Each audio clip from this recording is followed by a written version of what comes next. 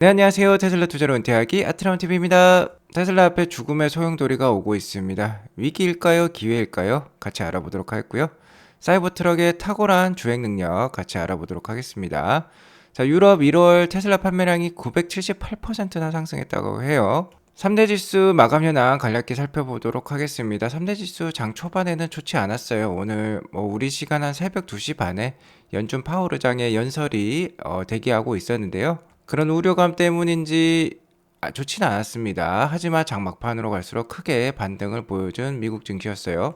나스닥이 무려 1.9%나 오르면서 12,000선을 다시 한번 넘어서면서 S&P 500의 상승도 이끌었습니다. 계속해서 다우보다 좋은 모습의 나스닥을 확인할 수 있었고요. 오늘은 국채금리도 올랐고 유가도 올랐는데 나스닥이 크게 껑충 뛰었어요. 그만큼 아직까지 나스닥의 상승세는 강하다라고 볼 수 있겠습니다. 자, 연준 파월 의장 오늘 이날 워싱턴 DC 경제클럽 주최 대담에 참석해서 연설을 했는데요. 역시 1월 달에 강력한 미국 비농업 부문 고용 통계에 대해서 발언을 했습니다. 예상치였던 18만 건을 훌쩍 뛰어넘는 50만여 건이 나왔었죠. 월가에서도 크게 충격을 받은 수치라고 볼 수 있겠는데요. 연준 파월 의장은 역시 이에 대해서 노동시장이 여전히 강하다.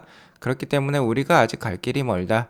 더 많은 조치, 즉 더 많은 금리 인상이 필요할 수도 있다라고 발언을 했어요. 그러자 이렇게 좀 안 좋은 모습이 나왔었습니다. 급락세를 보여주었던 3대 지수였는데 구원투수로 나섰던 거는 마이크로소프트라고 볼 수 있겠어요. 이날 마이크로소프트는 자사 검색 엔진 빙에 인공지능 AI 챗봇을 장착한다라고 발표를 했습니다. 아무래도 일론 머스크가 CEO로 있는 오픈 AI의 챗 GPT 이런 서비스에 대응하기 위해서 나온 조치라고 생각이 됩니다.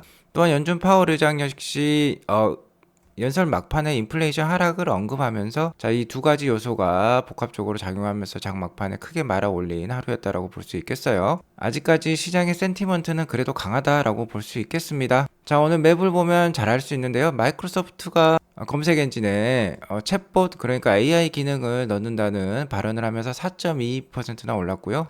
자, 구글 역시 4.46%나 올랐습니다. 구글 하면 대표적인 AI 기업이라고 할 수 있겠죠. 아무래도 마이크로소프트가 이러한 서비스를 내면 구글 역시 조만간 AI 기반의 검색 엔진으로 탈바꿈을 할 것 같아요. 자, 그러면서 메타도 크게 올랐고요. AI의 또 대표 주자라고 할 수 있는 엔비디아도 크게 올랐습니다. 자, 또 다른 AI의 대표 주자라고 할 수 있는 테슬라죠. 테슬라는 언어뿐만 아니라요, 실생활 AI로도 유명한 회사라고 볼 수 있겠습니다. 그 AI 기술을 기반으로 테슬라 봇, 그러니까 로봇도 지금 만들려고 하고 있죠. 테슬라는 그간에 가장 많이 올랐기 때문에 오늘은 0.75% 소폭의 상승만 있었다라고 볼 수 있을 것 같고요. 오늘 유가가 상승하면서 모처럼 만의 에너지 주식이 반등을 보여주었어요. 대체적으로 좋은 모습을 보여주었고 경기에 민감한 주식들이 오를 때 역시 컨슈머 디펜시브 영역은 좀 안 좋은 모습을 보여주었습니다. 테슬라는 오늘 1.05% 오른 196.81불로 마감을 했고요. 200불에 좀 가까워지면서 계속해서 어느 정도 혼조세가 보여지고 있다라고 볼 수 있겠습니다. 매수세랑 매도세가 다툼을 하고 있다라고 볼 수 있을 것 같아요. 하지만 아직까지는 단기적인 상승세는 남아있다. 오늘도 밑꼬리를 길게 단 테슬라였는데요. 아직까지 매수세가 붙고 있다라고 볼 수 있을 것 같습니다. 자, 오늘은 그리고 전주에 중국 로컬 판매량이 나왔어요. 바로 보험 등록량이라고 볼 수 있겠는데 테슬라는 전주에 8,643대를 판매했다라고 볼 수 있겠습니다. BYD가 24,000대로서 1등이고요. 자, 이 숫자의 기준은 신에너지 차량입니다. 그러니까 전기차뿐만 아니라 하이브리드 차량도 포함하고 있다라고 보시면 돼요. 자, 이를 그래프로 나타내면 이번 주에 9,000대 정도 판매했고 전주에 3,000대, 전전주에 7,000대를 판매했기 때문에 소폭 상승한 수치라고 볼 수 있겠습니다. 어쨌든 상승하는 모습 괜찮다라고 볼 수 있을 것 같고요. 2월 초를 시작하는 모습이 괜찮다라고 볼 수 있을 것 같아요. 하지만 현재 기간 상하이 캐파가 주당 2만 대 수준에 이르렀기 때문에 한 주당 1만 대를 넘기는 수준이 나오면 베스트일 것 같아요. 2만 대 생산 물량 중에 중국 내수, 중국 로컬 판매 한 절반 정도의 1만 대 정도 매주 판매할 수 있다면 베스트일 것 같습니다. 어쨌든 수출 물량과 로컬 판매 물량을 융통성 있게 분배를 하는 기가 상하이기 때문에 이렇게 들쑥날쑥한 모습 우리가 확인할 수 있고요. 테슬라의 1월 전체 유로 판매량도 나왔는데 9,100대 정도가 판매가 됐다라고 합니다. 자, 전년 대비 978%나 상승을 했다라고 해요. 전년에 1월달이 844대였는데, 자, 껑충 뛰어 올랐습니다. 1월달 독일 판매량은 4,241대로서, 자, 이 물량이 한 절반 정도를 차지하고 있다라고 볼 수 있을 것 같아요. 유럽의 대표적인 시장은 독일과 영국을 들 수 있겠는데요. 보시면 파란색 막대는 작년 한 해의 월별 영국의 판매량이고요. 빨간색 막대는 독일의 월별 판매량이라고 볼 수 있습니다. 자, 일단은 1월달 판매량이 나왔는데 매 분기 첫 달이라고 볼 수 있겠죠. 1월달도. 그리고 1월, 4월, 7월, 뭐 10월달이 매 분기 첫 달이라고 볼 수 있겠는데 매 분기 첫 달은 원래 판매량이 상당히 낮습니다. 자, 왜 그러냐면 대부분 물량을 중국 기가 상하이로부터 수입을 해서 판매를 해왔기 때문에, 자, 1월 달은 선적 물량이 거의 없어요. 배가 거의 입항을 하지 않기 때문에 판매량이 적다라고 할 수 있겠고, 매 분기 말에 입항이 많이 됩니다. 배들이. 그러니까 뭐 3월 달, 6월 달, 뭐 9월 달, 12월 달 판매량이 높아요. 자, 그러니까 유럽 판매 숫자는 분기별로 보는 것이 좋습니다. 작년 1월 달 판매량이 이렇게 낮았기 때문에 독일이 이번 달에 뭐 4,241대를 판매했다고 해서 뭐 한 900%, 그러니까 뭐 10배 뛰었다고 해서 크게 의미를 둘 필요는 없을 것 같아요. 워낙 비교 수량이 낮았기 때문에 뭐 900% 증가했다, 10배 증가했다라고 해서 큰 의미를 두기는 어렵겠다라고 볼 수 있을 것 같습니다. 아무튼 이러한 들쑥날쑥한 트렌드는요, 기가 베를린의 캐파가 늘어나면요, 충분히 와닿을 것으로 판단이 됩니다. 직접 유럽에서 생산해서 유럽에서 판매하기 시작하면 어느 정도 스테이블한 판매량이 기대가 된다는 거고, 기가 베를린은 올해 25만 대 이상 캐파를 달성할 것으로 지금 판단이 들어요.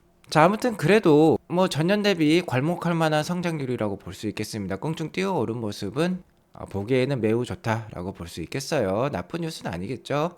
자, 그리고 미국에서도 계속해서 판매량 증가 소식이 들려오고 있는데요. 모델 Y 5인승마저 7,500불에 달하는 EV 보조금을 받을 수 있는 그 가격 상한선이 기존의 55,000불에서 8만 불로 늘어나면서 테슬라 모델 Y가 가격 인상도 어느 정도 단행되었다고 말씀드렸죠. 1,000불에서 1,500불.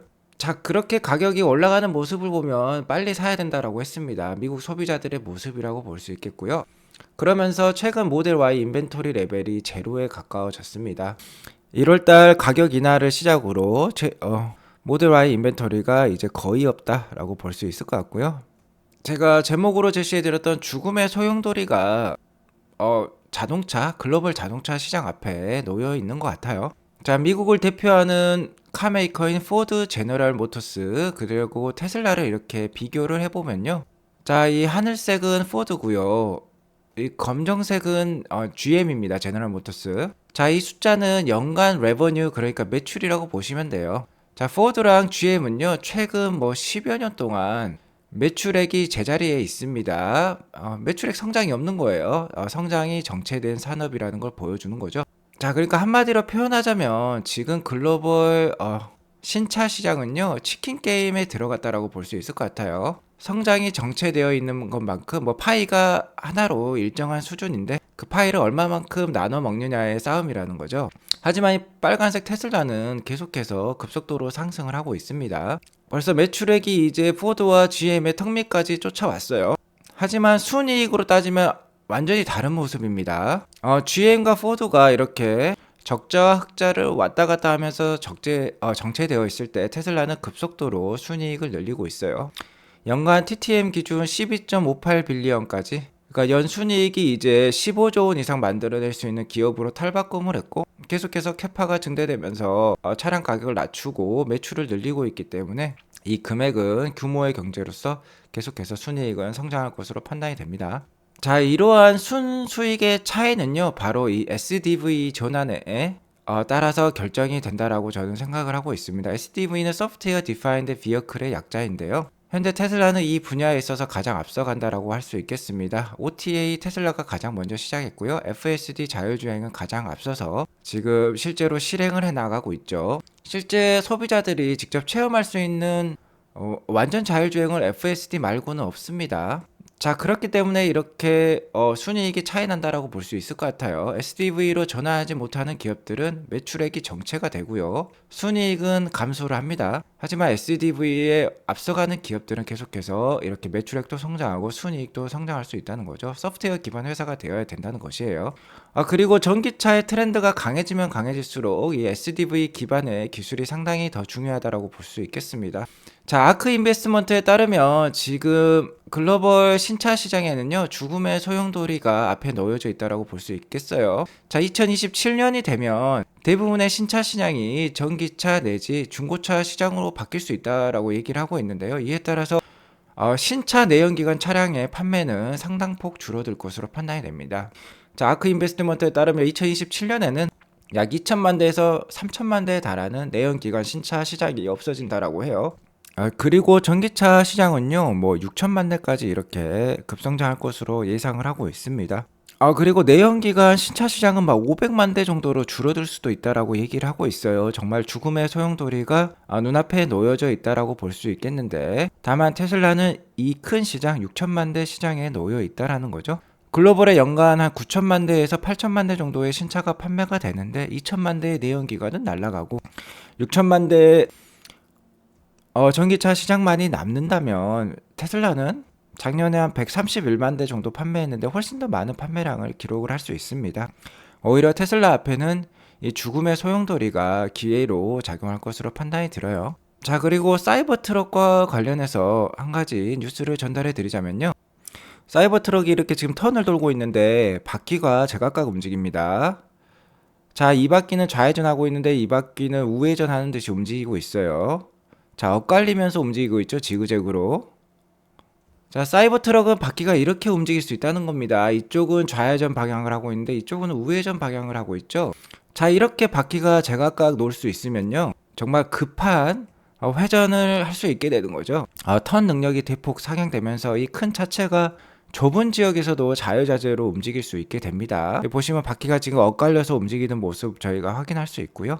자, 이러한 기술들이 들어가다 보니까 아무래도 대량 생산에는 좀 시간이 걸리는 것 같아요. 올해 연말에 대량 생산에 들어간다라고 하니까 내년에는 정말 기대해 볼 만한 테슬라다라고 볼 수 있겠습니다. 그러니까 올해까지 좋은 주식 잘 모아가시면 될 것 같아요.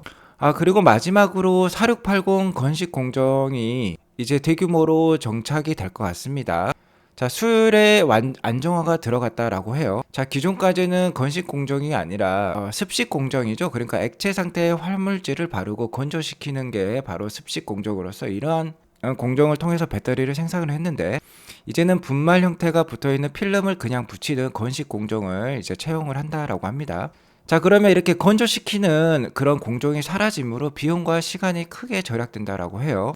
매우 어려운 기술이라고 하고요. 자, 꿈의 배터리라고 할 수 있는 전고체 배터리로 짠하고 바로 가는 게 아니라고 합니다. 그래서 이러한 건식 공정 과정을 거치는 거라고 해요.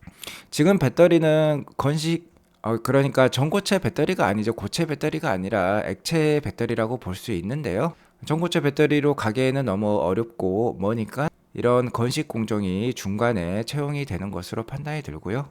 자, 4680 건식 공정이 채용이 되면 에너지는 최대 90% 절약을 하고 물은 최대 70% 절약을 하고요. 아무래도 습식 공정이 아니니까 물 절약률이 높은 것 같습니다. 그리고 바닥 면적이 최대 90% 절약된다. 그러니까 공장 부지가 훨씬 작아지기 때문에 생산 효율이 훨씬 늘어난다라고 볼 수 있겠죠. 자, 아무래도 건식 공정의 채용 때문에 최근에 발표되었던 기가 네바다 확장에도요, 4680 셀 생산 그 공장 지역이 이렇게 작게 나오는 것으로 판단이 됩니다. 지금 이미 기가 네바다는 페이스 1을 이미 달성을 해서 45GWh의 배터리를 생산을 하고 있는데, 자, 이만큼의 위치를 추가를 함으로써 100GWh까지나 생산 능력을 늘린다라고 해요. 100GWh는 모델 3랑 Y를 총 150만 대 생산이 가능한 양이라고 합니다. 자, 건식 공정이 채용이 되면서 이런 좁은 면적에서 100GWh나 생산할 수 있다는 거 우리가 확인해 볼 수 있었습니다. 자, 오늘 이것으로 방송을 마치겠고요. 오늘 방송이 도움이 되었으면 구독과 좋아요 알람 설정 꼭 눌러주세요. 오늘도 좋은 하루 되세요. 감사합니다.